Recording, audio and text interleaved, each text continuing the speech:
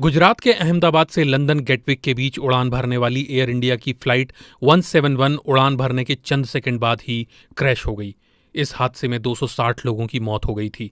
जांच रिपोर्ट में कहा गया कि बोइंग का 7878 ड्रीम लाइनर का फ्यूल स्विच उड़ान भरने के कुछ ही देर बाद बंद हो गया था। जांचकर्ताओं का ध्यान ईंधन स्विच पर तब गया जब प्रारंभिक जांच में पता चला कि विमान के टेक ऑफ होने के कुछ ही क्षणों के बाद इंजन को ईंधन की आपूर्ति बंद हो गई थी। अब विमान हादसे में जान गंवाने वाले 4 यात्रियों के परिवारों ने विमान निर्माता बोइंग और एयरक्राफ्ट पार्ट्स बनाने वाली कंपनी हनीवेल के खिलाफ मुकदमा दायर किया है। परिवारों का आरोप है कि कंपनियों की लापरवाही के कारण यह हादसा हुआ। मंगलवार को दायर इस मुकदमे में, जिसे बीबीसी ने भी देखा है, कहा गया है कि खराब ईंधन स्विच दुर्घटना का कारण बने और कंपनियों ने विमान की डिजाइन में जोखिम होने के बावजूद कुछ नहीं किया। बीबीसी ने इस पर प्रतिक्रिया के लिए बोइंग और हनीवेल से संपर्क किया, लेकिन इस मामले पर बोइंग ने अब तक कोई टिप्पणी नहीं की।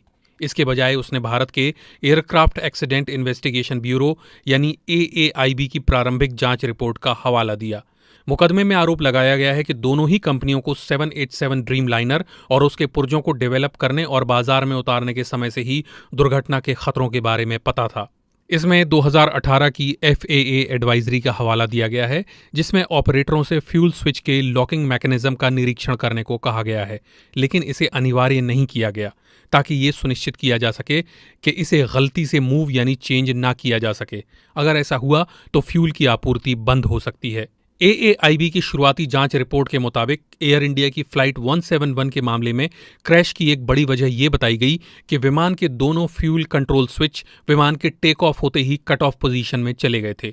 मुकदमा दायर करने वाले परिवारों ने कहा कि यह डिजाइन में डिफेक्ट की वजह से हुआ। इसी की वजह से विमान के उड़ान जारी रखने के लिए जरूरी ईंधन की आपूर्ति अनजाने में बंद हो गई और वो क्रैश हो गया। इनका कहना है कि इस हादसे को रोकने के लिए हनीवेल और बोइंग ने क्या किया? कुछ भी नहीं।